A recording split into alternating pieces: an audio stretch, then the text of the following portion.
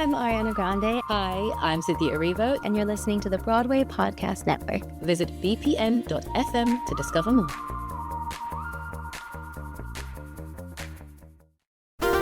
There's a cat over here. There's a cat over there. And the wrong one died. And the wrong one died.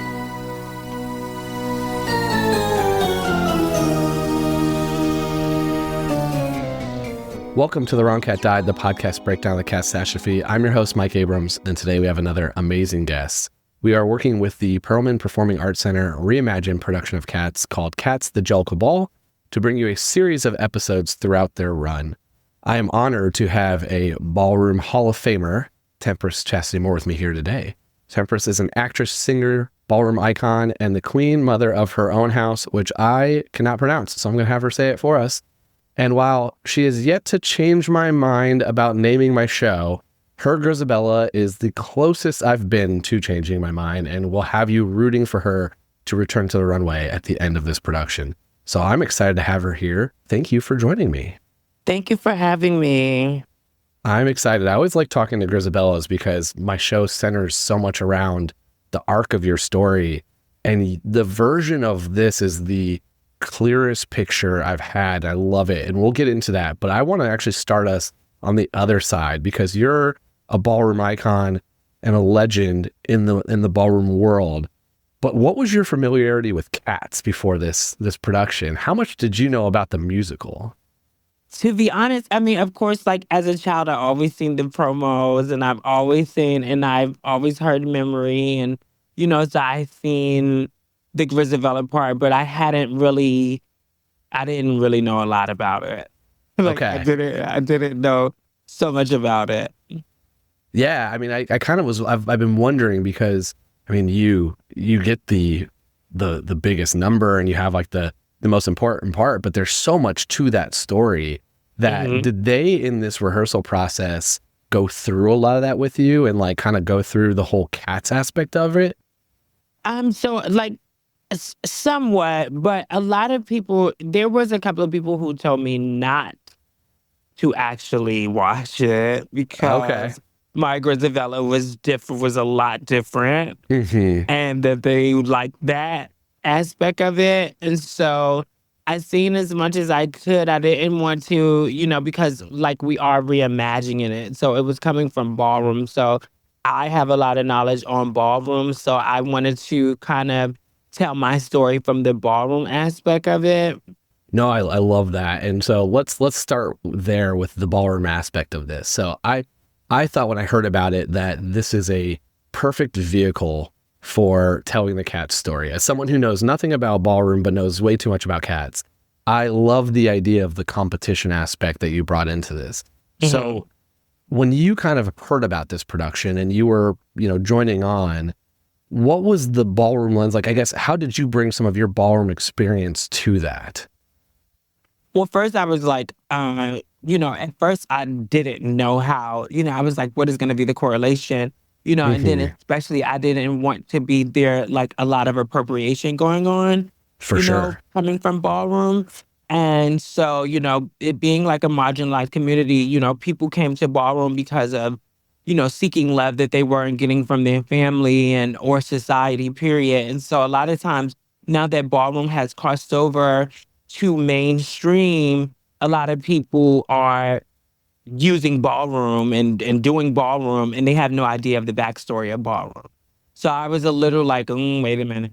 But then when I started thinking about Grizabella and I seen how when Grizabella came back to her community, she was shunned because of, age and, things.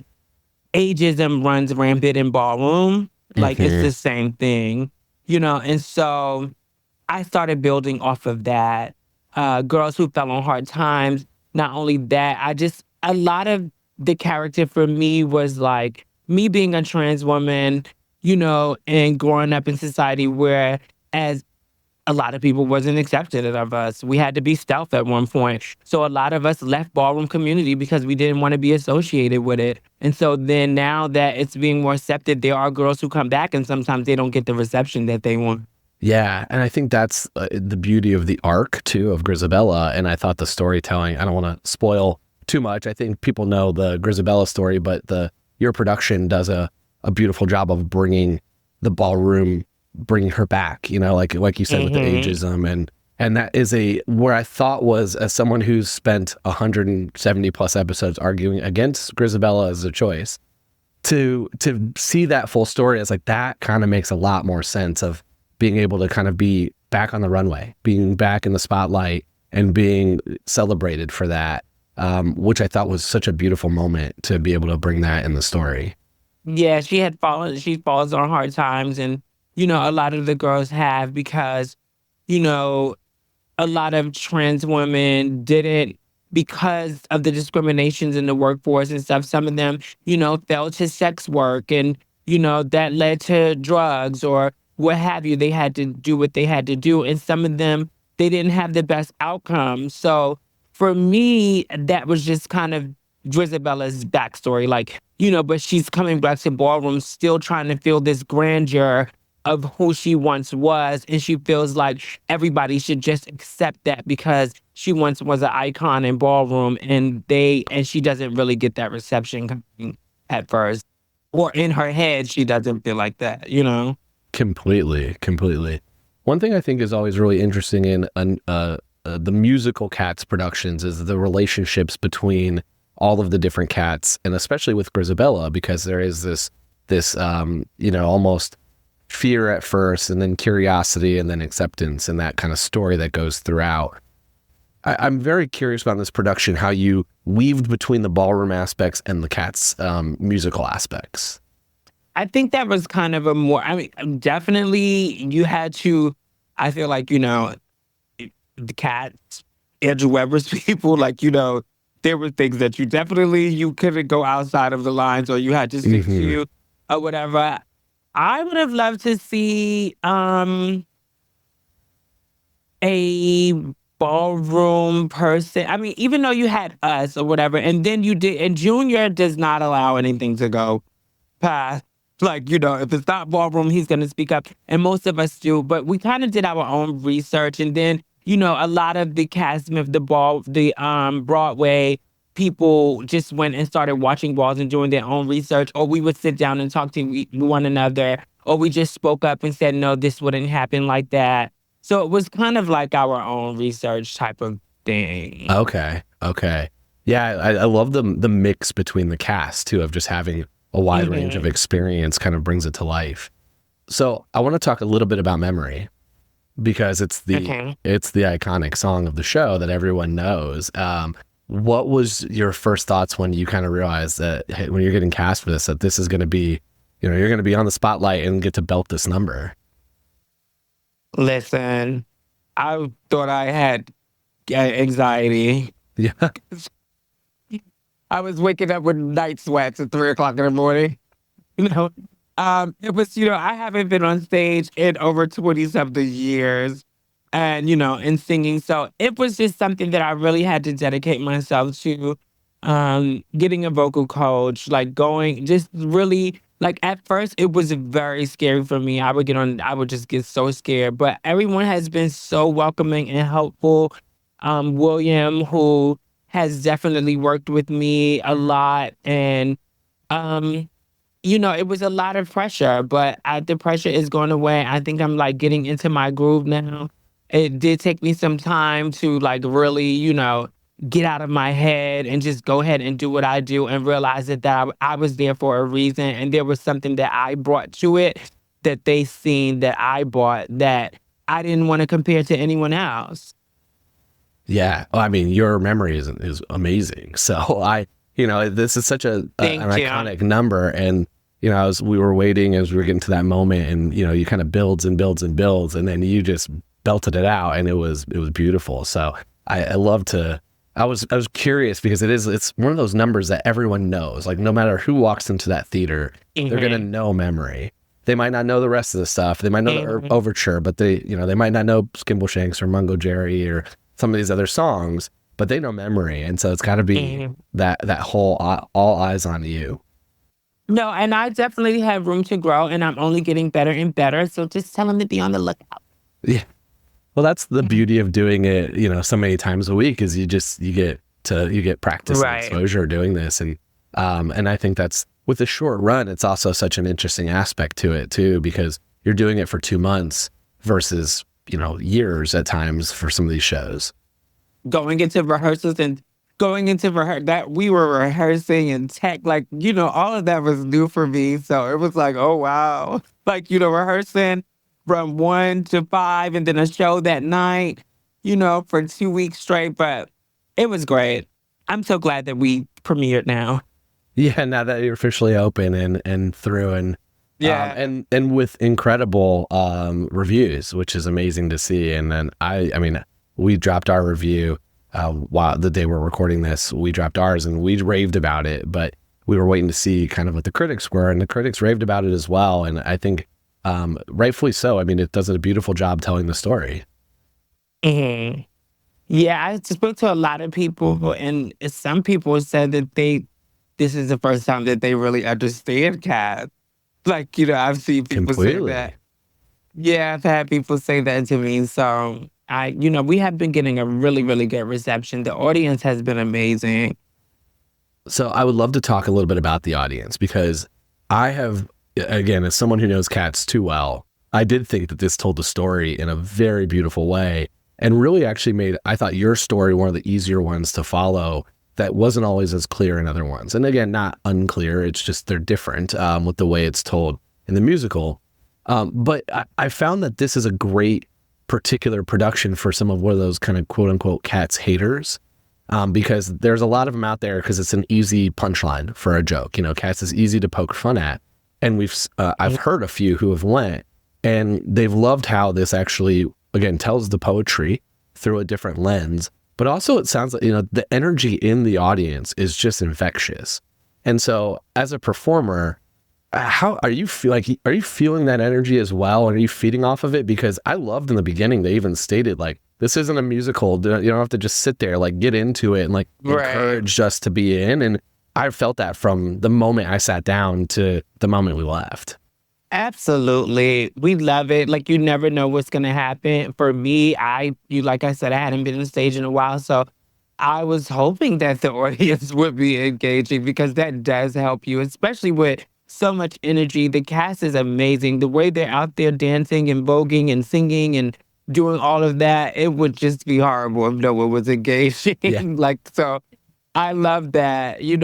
They've been, even with Grizabella, people are feeling so connected to her, and they've been standing up, clapping for me and stuff like that. It has been so heartfelt, and it just makes me want to go even harder.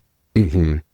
So as you experience this type of show, how does this how would you describe ballroom for the musical theater people that are coming to this? What's the baseline of what they need to know as they walk in, so that way they understand those aspects? Because I feel like that's a part that maybe I missed. There was judges behind me. I was kind of following some of it. But what is the, if you don't know anything about ballroom, this is what you need to know to really understand the nuances that are added to this production. Okay, so ballroom was a bunch of underprivileged kids, who, it's marginalized community that comes together that felt like they couldn't have. It was basically like an underground Hollywood. Mm-hmm. And so it was for a lot of kids who were kicked out, LGBTQIA+ kids who were kicked out back in the days from their homes and lived on the streets. And, so you started these chosen families. And these chosen families, you had the mother, the father, the kids, and they would come together. Crystal LaBeija actually was a big part of it, because she was in the pageant scene, Mm-hmm. and they were in, she was a colored brown girl, and she was tired of losing to, her white counterparts. And she was that she wanted to start her own thing. And so the House of LaBeija started. And then they started the ballroom scene, which was the chosen families that came together and they competed. And so you have your judges, you have your different categories, like the Vogue category. And with us, they do the Virgin category in Cats. They do the body category. You do your realness category. These were categories, realness is somebody who was able to pass in society. without them knowing, your preference, like your gender, or, as a trans person, some people not knowing that you're trans or gay, what have you. So it's just different categories that, it was kind of a mirror of society, things that we wanted that we felt that we couldn't have at the time. Yeah. And I love the competition piece because I had my original breakdown of Cats was that I thought it was American Idol on drugs. Like I thought I watched a very weird singing competition. And so when when you get these different moments where I love that each Cats win, like they have these competitions, fits that same type of thing of like, let me tell you why I'm amazing. And you go through each cat, and you can have that piece, which is I think, again, why it kind of brings the poetry to life really well. Yeah, because it does. Yeah. We're going to take a quick break and then we'll be back for more of The Wrong Cat Died. So I promise that you have to say your house name because I was going to butcher it and I did promise it up top. So you are the mother, the queen mother of your house. So I'm the founding queen mother of the House of Maison Margiela. I'm actually one of the founders. And it's called Maison Margiela. And so the houses are really kind of started off of designer names. A lot of them are designers. Most of the houses, they mirror like the House of Chanel, the House of Prada, things like that. So they mirrored like designer. Mm-hmm. I want to ask, did you all figure out which house the different cats would go into? We didn't figure it out. I think as a part of the character building, some of that I wasn't there for, but I believe because of the characters, they put them in certain houses. Okay. Like characters that had a relationship, then they put them in certain houses together. Okay. Yeah, I plan to ask everybody which house their cat would be in when I'm interviewing them. But I did think that they created a house for Grizabella, right? The House of Glamour. The House of Glamour.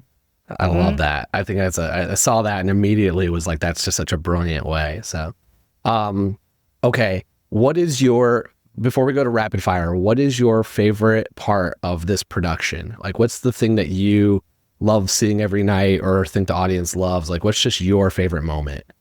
Of course, I love when Grizabella is accepted, when she finally gets over her out of her head, out of being nervous to hit the floor again and feeling that people don't accept her or whatever, and realizing that and after she sings Memory and then all the kids run up to start touching her and hugging her and everything, that's a moment. And then she walks up to go to the Heaviside Layer. Like, for me, that's like a big, that's one of my favorite parts. Yeah. The apex of the show. I do think, and we'll get in, I'll hold my thought here because there's a part I think about when I think about the Jellicle choice that with your particular story and version, I want to get into. But before we do that, let's do some rapid fire. So if you could play any other cat besides Grizabella for just one night, whether you could sing it, dance, it doesn't matter. Just if you could go on, whose track would you want to do? I just think Macavity is so funny. Yeah, Macavity's great. Yeah, so it's such a mystery and so funny, the way that Macavity appears and everything. I love that. Mm-hmm. From personality-wise, so not a performer, but personality-wise, who are your favorite and least favorite cats in the show? I love all the cats. I think everybody. Yeah. I always think about it as like, which family member do you want to hang out most with? And then which is the one that you're just like, them again. But it's so funny because when we were building, Macavity is like, the connection between us is that he used to be in the House of Glamour at one time. He's like, because she's the founding mother. And before she left, he's like, I used to be a part of your house. So I love that. That was like, Sounds like you're a team Macavity here. I just think Macavity is so much fun. The character is just so fun. Like, of course, like, he got his ways about him, and you never know what's going on with him, and he's a thief and all that. So no, that part, no, but he's so fun. But that story that he tells that did happen in ballroom. Like, you did have people who had to get things by any means necessary, and they were walking labels and stuff, and so you would never know. You like, well, how did they get this stuff? And they had to get out there and get it. So I just think that resonates with me as far as like ballroom. I've seen those type of people. What's your favorite song in the show? Of course, Memory. My fun question is that since I was going to ask every cat what their house name would be, but you're already the House of Glamour, so who's like the number 2 in line at the House of Glamour behind you? Well, the House of Glamour, there's no one there anymore because, she left. She left the scene, and so her house kind of closed. Everybody went somewhere else because she left the scene. Okay, so she's done, but you come back. I do come back, but not enough time to like regroup or get, once you in the ballroom scene, you are as good as your last. Yeah. Like, you are good as the last time you walk. Like, if they don't share your history, it's erased. So I feel like that's the same thing with Grizabella.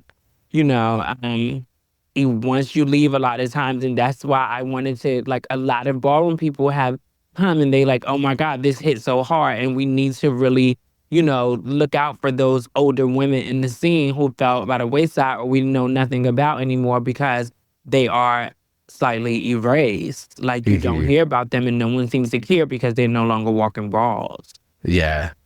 So let's go into that exact aspect, because my last question is, who is your Jellicle choice? So if you were picking, are you picking Grizabella or somebody else? I'm picking Grizabella. I assumed you would. I've never had a Grizabella not pick Grizabella. But let me ask you the question though, because what you just said is exactly my counter argument to Grizabella, which is you get to walk the ball, you get to like come back, you have your moment. Why can't you still be part of the culture in the room? Like, why do you have to end there? Like, why do you have to retire? Because like, I want the story to continue exactly as is, but I don't want you to stop. I want Grizabella to come back and stay and reopen the House of Glamour and send up somebody else tonight for the Heaviside layer. And Grizabella just keeps doing her stuff. You talk about like wanting to make sure that the ballroom community recognizes some of the older forgotten ageism that's there. But then you're rewarded by being retired. Like, I guess, how did you think about that? Or did you think about that? I don't think that she's rewarded by being retired. I think that it's more of we want to see her win because she has fallen. Because she once was, we want her to get back to at least where she was before she's sent off. Like, because she's like in such a bad place. Like, she comes back in such a bad place. And I feel like her winning, it just, it gives her confidence back.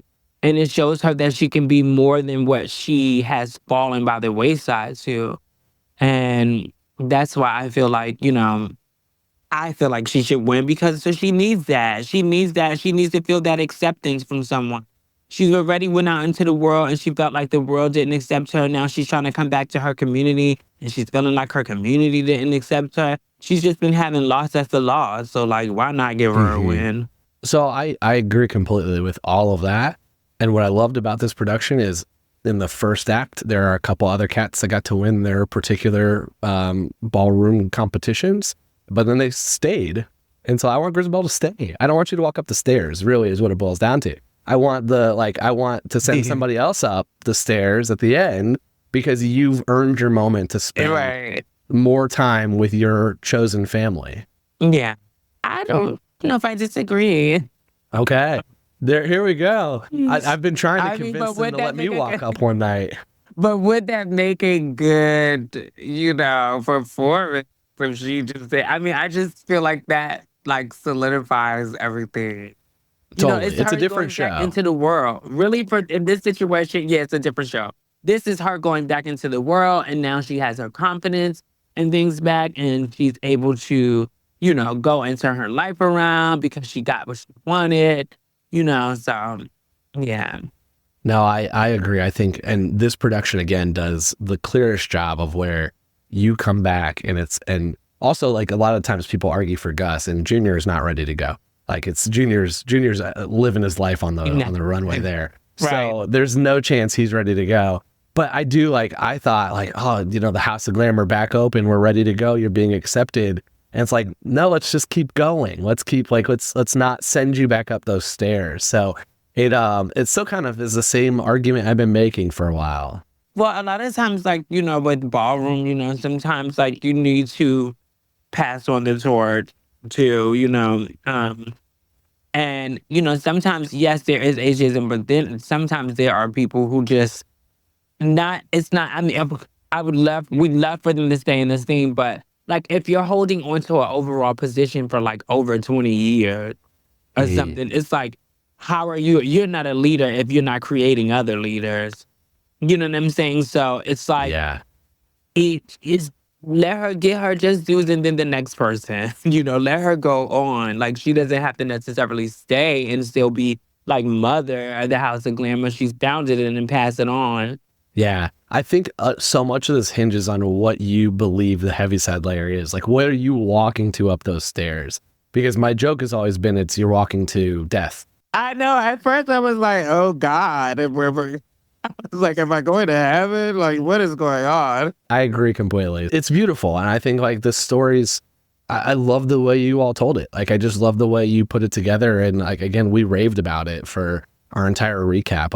We actually turned it from, I refused to call it a review because I'm we're just talking about how amazing it was. It's reviewing it, but it was so much fun. And I think I want everyone to see this because as someone who has known and spent so much time talking about the story of cats and defending the depth to the story, this is going to, I think, help a lot of people who don't know that as well get a clearer picture of it. And then at the same time, also expose a lot of people to the ballroom culture, which, as you said, is going a little bit mainstream, but it's still something that is, there's more education that can be done. And so I have just been floored with everything you all have put together and hope everyone gets to run to the PAC to see it.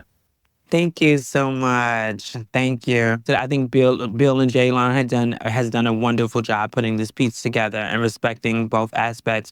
And like you said, shedding light on the community. I love it. And yes, come out to the PAC. And thank you so much for having me here. Yeah. How can people stay in touch with you on social media and everything else you're doing? So my Instagram is I_am_Tempress. That's TEMPRESS. And on Facebook, it's Chasity Moore. That's CHASITY. Last name Moore, MOORE. I also have a podcast on YouTube. That's Femme Queen Crazy Sexy Cool. That's FQ Crazy Sexy Cool. We will link everything so that way you can find it in the description notes. We'll also link how to get tickets to the show, which is running, I believe, until July 28th of this summer. Yes, we've been extended to the 28th. Well, thank you for coming on. Again, this has been so much fun, and I always love talking to a Grizabella. I feel like I'm slowly getting closer to maybe changing my mind, but not quite there. Thank you. It felt like that. It didn't feel too bad. I thought you was going to really get Grizabella, but she didn't. So I feel like you're coming on over to the Grizabella side a little bit. I love it. I'm not there, but I'm pro Grizabella's story. I'm just not pro the heaviside layer choice. So we're getting there. Thank you, and thanks everyone else for listening to this episode of The Wrong Cat Died, the podcast breakdown of the catastrophe. To follow along, you can subscribe on Apple Podcasts, Spotify, or any else listening podcasts. Follow us on Twitter, Instagram, TikTok, and Threads at The Wrong Cat Died, or check out our website, thewrongcatdied.com.